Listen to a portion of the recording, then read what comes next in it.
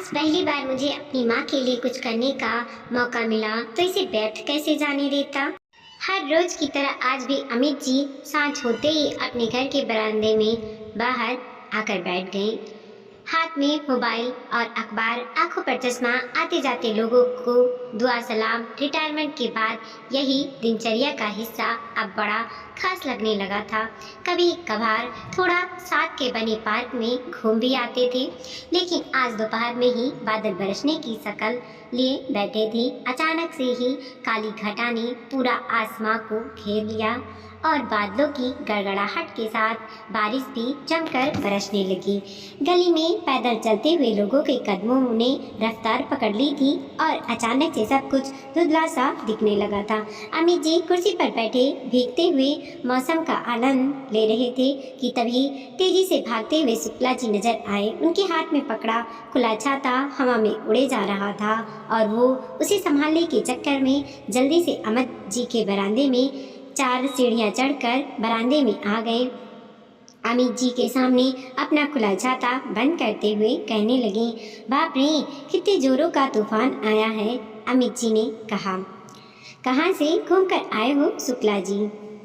शुक्ला जी ने कहा, अरे कहीं नहीं जनाब, बस यूं ही टहलने निकला था कि मौसम ने रूप ही बदल लिया। अमित जी ने कहा, अभी तब जाएगी या बारिश, थोड़ी देर यहीं बैठ जाइए, कहकर साथ पड़ी कुर्सी शुक्ला जी की तरफ सरका दी। शुक्ला जी भी समय की नज़ाकत देखकर थोड़ी देर रुकने का भाव से बैठ गए। गली के छोर में उनका मकान था। कॉलेज में बतौर संस्कृत प्रोफेसर कार्यरत थे। गली से आते जाते राम राम नमस्ते से ज़्यादा का रिश्ता नहीं था उनका अमित जी से। आज शायद पहली बार बारिश ने दोनों को इकट्ठा बिठाया था। अमित जी ने इस घर में अपने जन्म से रह रहे हैं। बैंक से मैनेजर की पोस्ट पर साल पहले ही रिटायर हुए थे। बेटी चांदनी की शादी कर दी थी और बेटे अर्जुन की 6 महीने पहले एक अच्छी कंपनी में नौकरी लगी थी। अब थोड़ा राहत महसूस करते थे। सारी जिंदगी एक मध्यम वर्गीय पिता की जिम्मेदारियां निभाते हुए कभी अपनी छोटी सी खुशियों के बारे में भी नहीं सोचा। कुछ करने का सोचते भी तो बजट पीछे खींच कर ले जाता। यारी दोस्ती सब तो उनकी ज़िंदगी में कोरी कागज़ जैसा था। अकेलेपन में रिटायरमेंट गुजर रही थी। आज भी उसी का हिस्सा बने हुए थे कि शुक्ला जी ने अचानक से आकर उनके अंतरिम का कोई दरवाज़ा खटखटाया। दोनों बैठकर बातें करने लगे तो एक दूसरे की संगत में डूब से गए। दोनों की एक जैसी विषयों पर रुचियां मिलने लगी। बातों का समास बनने लगा। हंसने की आवाज़ों ने वातावरण को घेर लिया। पत्नी मृदुला, जो कि साथ वाले कमरे में बैठी अपना मनपसंद धारावाहिक देख रही थी कि अचानक पति की किसी के साथ आवाज़ों ने उनका ध्यान बाहर की ओर खींचा। पति किसके साथ बात कर रहे हैं ये देखने के उद्देश्य से वह भी बाहर आ गई। शुक्ला जी को देखकर नमस्कार का हालचाल पूछकर वापस आप अंदर जाने को मुड़ी तो पति ने पीछे से आवाज़ लगाई, अरे सुनो मृदुला, 2 कप चाय तो बना लाओ। जी अभी लेकर आती हूँ, कहकर अभी 2 कदम आगे ही बढ़ी थी कि पति ने फिर से आवाज़ लगाई, ऐसा करो यार, 2 पकौड़े भी हो जाएं, आज मौसम का भी यही तगाजा है, कहकर अमित जी ने मटकती हुई आंखों से पत्नी की ओर देखने लगे। मृदुला पति के यूं हुक्म चलाने पर जल भुन जाती, लेकिन जब से बेटे अर्जुन की नौकरी लगी थी तब से बहुत खुश रहने लगी थी। बेटा कहीं दूर नहीं गया था, अपने शहर में ही अपने ही पास था, इसलिए मन में बड़ी राहत महसूस करती थी। जल्द रसोई में गई और सब्जियां काटने लगी। गैस पर जल्दी से चाय का पानी चढ़ाया, लेकिन जैसे ही उसने बेसन का डिब्बा खोला, उनका मुंह खुला का खुला रह गया। डिब्बे में 2 चम्मच सा ज़्यादा बेसन नहीं था। जल्दी से उसने सामान की वो सूची देखी जिसे पकड़कर उसने पति से कल ही राशन मंगवाया था। यह क्या, बेसन तो लिखना ही भूल गई थी। अब सामने से निकलकर जाएगी तो शुक्ला जी मना करेंगे और पति से डांट पड़ेगी अलग। इन सोचों में मैं डूबी ही थी कि बेटे अर्जुन का फ़ोन आ गया। मम्मी, अगर चाय बना रही हो तो मेरे लिए भी बना देना, मौसम खराब होने वाला है इसलिए जल्दी ही छुट्टी कर ली है। मृदुला ने हल्के से सर हिलाकर कहा, ठीक है बेटा। माँ की आवाज़ में कोई चिंता नजर आई तो अर्जुन पूछने लगा, क्या बात है मम्मी, सब ठीक तो है ना? हाँ बेटा, सब ठीक है। वो जो गली के नुक्कड़ में शुक्ला जी रहते हैं ना, वो तेरे पापा के साथ बाहर बैठे हैं। पापा ने पकोड़े की फरमाइश की है, लेकिन कैसे बनाऊं? घर में तो बेसन ही नहीं है। डिब्बे को बंद कर वापस रखते हुए मृदुला बोली, अरे मम्मी चिंता मत करो, मैं लेकर आ रहा हूँ, तुम चाय बनाओ। कहकर अर्जुन ने माँ की सारी परेशानी पल में दूर कर दी। थोड़ी देर बाद अर्जुन हाथ में एक बड़ा सा लिफाफा लेकर घर में दाखिल हुआ।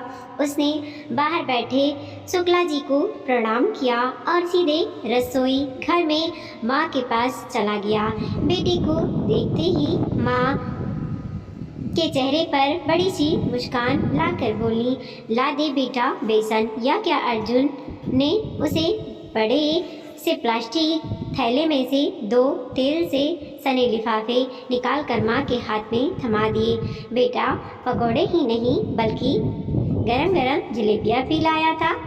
मृदुला, तू पकौड़े ही ले आया, इसकी क्या ज़रूरत थी बेटा, मैं बना देती। काहे को बैठे बिठाए इतने पैसे लगा कर आ गया। माँ को पीछे से आलिंगन करते हुए अर्जुन कहने लगा, जाओ माँ, तुम भी पापा के साथ बैठकर मौसम को आनंद लो। कभी तुम भी रसोई से छुट्टी लिया करो और ज़्यादा मत सोचा करो। मृदुला बेटी की ओर मुड़ी, बहुत बड़ा हो गया है तू, कहकर एक हल्की सी चेहरे पर चपात लगाई। पकौड़े, जलेबियाँ और चाय लेकर जल्दी से जाकर बाहर पति और शुक्ला जी के साथ बैठकर गप्पे मारने लगी। भीगा भीगा मौसम और गरम गरम चाय पकौड़े ने शुक्ला जी के बैठने के इरादे को मजबूत कर दिया, जो कि मन में काफ़ी देर से उठने बैठने की कस में फंसे हुए थे। तीनों की बातों का दौर चल ही रहा था कि शुक्ला जी की पत्नी अनुराधा का फ़ोन आ गया। कहाँ हो? इतनी देर से मुझे फिक्र हो रही है। पत्नी की चिंता को हटाते हुए शुक्ला जी बोले, अरे चिंता मत करो, अभी थोड़ी देर में आ जाऊंगा। अपने जो वो अमित जी है ना, उनसे घर वाले उन्हीं के पास बैठा हूँ। अच्छा ठीक है। उधर से पत्नी का सुर आया। फ़ोन बंद करने ही वाला था कि मृदुला ने झट से बोली, अनुराधा से कहिए वो भी यहीं आ जाए, अगर कुछ खास नहीं कर रही है तो। अनुराधा ने मृदुला का आमंत्रण स्पष्ट सुन लिया। घर में अकेली बैठी बोर हो रही थी तो झट से हाँ कर दी। थोड़ी देर बाद अनुराधा एक हाथ में छाता और दूसरे हाथ से सलवार को पानी से बचाते हुए पहुंच गई। हल्के नीले रंग का सूट और बहुत ही हल्का सा मेकअप में बहुत ही प्यारी लग रही थी। मृदुला झट से एक कप चाय और बना लाई। बेटा दिल खोलकर पकौड़े लाया था। आज बारिश की तरह ये चौकड़ी भी जम गई। बातों किस्सों का और हंसने हंसाने का एक समासा बन गया। अमित जी को एक बासी सी नियमितता में आज एक गजब की ताजगी मिली। मृदुला तो पहली बार शायद ऐसी किसी अनुभव से गुजर रही थी। शुक्ला जी और अनुराधा के साथ उनके विचार और दिल खूब मिले।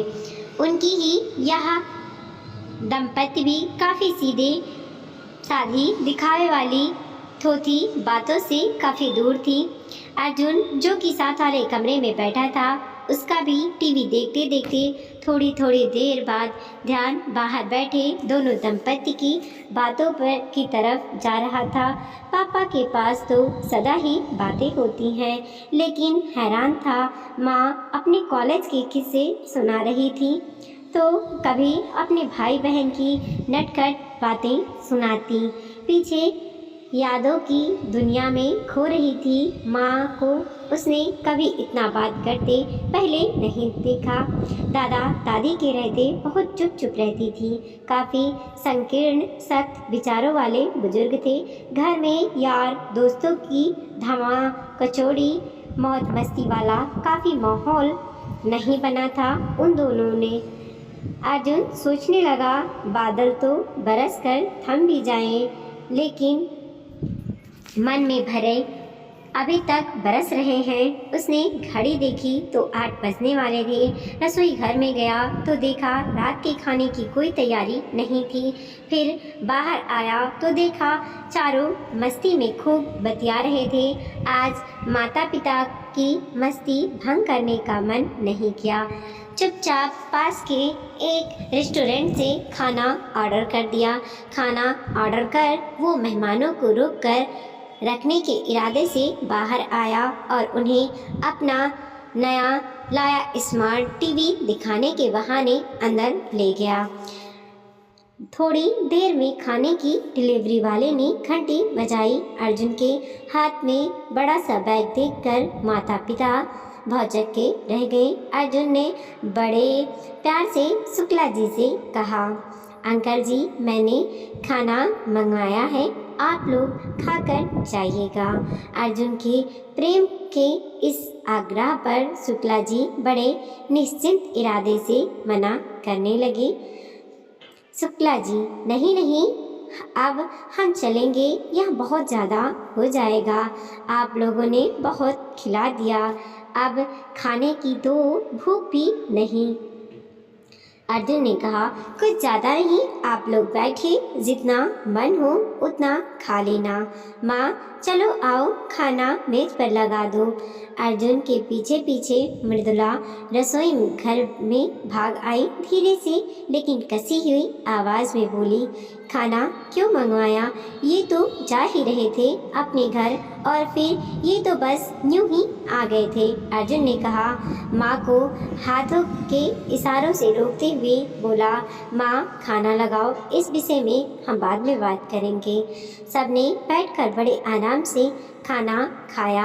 अर्जुन ने लाजवाब ऑर्डर किया था। शुक्ला जी भूख ना होते हुए भी डटकर खाया। फिर थोड़ी देर में खाना खाकर शुक्ला जी और अनुराधा बहुत सारा धन्यवाद और अर्जुन को आशीर्वाद देकर तारीफों के पुल बांधते हुए चले गए। उनके जाते ही माता पिता के चेहरों पर आए भावों को पढ़कर अर्जुन जवाब ढूंढने लगा। पहले पिता ने तेरवैया माथे पर चढ़ाकर कहा, बहुत पैसे आ गए हैं मृदुला तुम्हारे साहबजादे के पास। घर में कोई जश्न चल रहा था क्या, जो बैठे बिठाए 1000 रुपये खर्च कर दिए होगा। अब खाना भी इसे घर के बाहर से आएगा। मृदुला, बेटा क्या ज़रूरत थी खाना मंगाने की, मैं बना लेती, और फिर ये लोग तो बस यूं ही आ गए थे, हमने कोई निमंत्रण थोड़ी दिया था। चाय पकौड़े तक तो ठीक था, लेकिन ये खाना और वो भी इतना कुछ, सच में अर्जुन ये तो मेरी भी समझ से परे है। थोड़ी नाराज़गी माँ के चेहरे पर भी दिखाई दी। माँ बाप की मनोवृत्ति समझते हुए बड़े प्यार से अर्जुन बोला, पापा ये ज़रूरी तो नहीं जो अब तक नहीं हुआ वो आगे भी ना हो। इस काबिल अब हम हैं कि खड़े पहर 4 पैसे खर्चे ने पड़े तो सोचने की ज़रूरत नहीं है। मैं आया था बाहर माँ को बुलाने, लेकिन नहीं बुला पाया।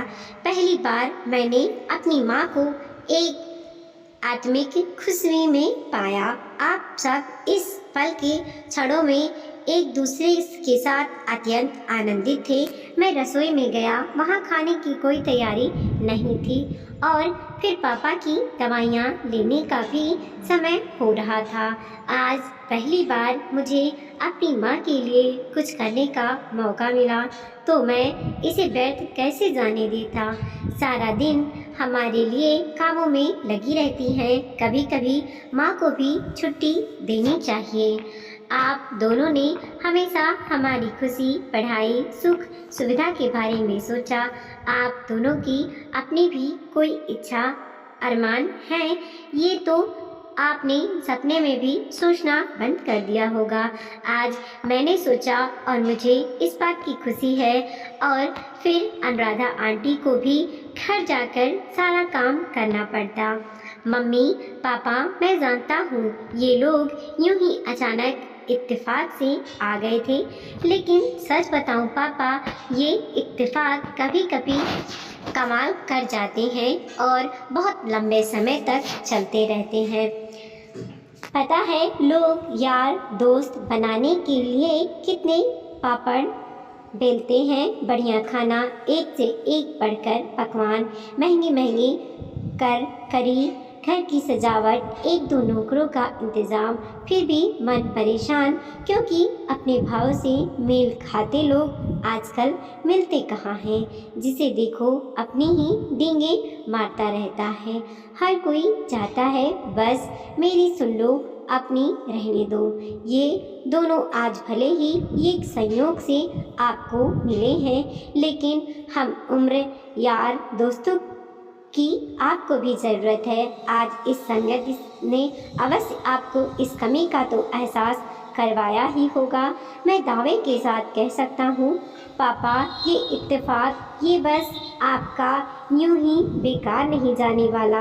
जाइए, जाकर अब सो जाइए। ज़्यादा सोचना सेहत के लिए नुकसानदायक है। और हाँ, दवाई खाना मत भूलिएगा। बेटे ने आज माँ की भावनाओं को ही नहीं समझा, बल्कि माँ को प्यार के साथ वे आसमान पर बिठा दिया। मृदुला तो मन ही मन फूली नहीं समा रही थी। सोचने लगी, सही तो कह रहा है अर्जुन, कहाँ इस घर के लोगों ने कभी किसी से दोस्ती करने दी। आज जो मिला वो अनोखा, अनुपम था। अमित जी भी काफ़ी हद तक बेटे से सहमत थे, इसीलिए बिना कुछ बोले चुपचाप वहाँ से चले गए। 2 हफ्ते बीते नहीं थे कि अर्जुन की भविष्यवाणी सही निकली। अनुराधा और शुक्ला जी के घर से खाने का निमंत्रण आया। अर्जुन जी और मृदुला अच्छे से बन ठन कर हाथ में एक छोटा सा तोहफा लेकर भी गए। वहाँ पहले से एक दंपति विराजमान थे। राजीव और शम्या नाम से उनका शुक्ला जी ने परिचय करवाया। अब 4 के बजाय 6 लोग थे। महफिल काफ़ी अच्छी जमी। बातों का सिलसिला ख़त्म होने का नाम ही नहीं ले रहा था। खाना पीना और हंसना हंसाना लग रहा था कि जीवन की एक सख्त ज़रूरत थी। दवाई मिले ना मिले, लेकिन खुशियाँ ऐसे ही साथ रहे तो सेहत का कुछ बिगड़ने वाला नहीं। मुलाकात रंग लाई। अब तीनों अच्छे मित्र बन गए। महीने में एक के घर ज़रूर रौनक लगती। तीनों महिलाएं खाने से लेकर समेटा समेटी तक एक दूसरे का पूरा हाथ बटाती। फिर कुछ महीने बाद अर्जुन एक कॉन्फ्रेंस से 7 दिनों के बाद घर आया तो उसने देखा पापा अलमारी से कपड़े निकाल रहे हैं, साथ में एक नया खरीदा सूटकेस भी पड़ा था। पापा कहाँ जाने की तैयारी है और मम्मी कहाँ है? अमित जी, अरे बेटा तू आ गया। अरे कुछ नहीं, वो राजीव और सौम्या ने बैठे बिठाए हम सबका वैष्णो देवी जाने का प्रोग्राम बना दिया। उनके बेटे ने सारी बुकिंग भी करवा दी, हम बस मना नहीं कर पाए। इस सिलसिले में मैं तुम्हारी मम्मी शॉपिंग करने गई हैं। अर्जुन के चेहरे पर की बछाएं खिल गई। पहली बार माता पिता को कहीं अपने लिए कुछ करते देख रहा था। मना करना भी नहीं चाहिए, ऐसे मौके कई बार थोड़ी आते हैं। जाओ और खूब अच्छे से माँ के दर्शन और एंजॉय करके आओ। पीछे घर की चिंता मत करना, मैं हूँ। फिर धीरे से पापा के पास जाकर उन्हें छेड़ने के मकसद से बोला, पापा आपका यूं ही तो कमाल का गया। मैं ना कहता था योजनाएं सफल हो ना हो, लेकिन इत्तेफाक साथ निभा जाती हैं। अम्मी जी सूटकेस में कपड़े रखते हुए मुस्कुराते हुए बेटे की तरफ देखने लगी। वीडियो को लाइक कीजिए, कमेंट कीजिए और अपने दोस्तों के साथ जरूर शेयर कीजिए। चैनल पर नए हैं प्लीज़ सब्सक्राइब कीजिए और देखते रहिए मोटिवेशनल स्टोरी। मिलते हैं एक नई वीडियो के साथ।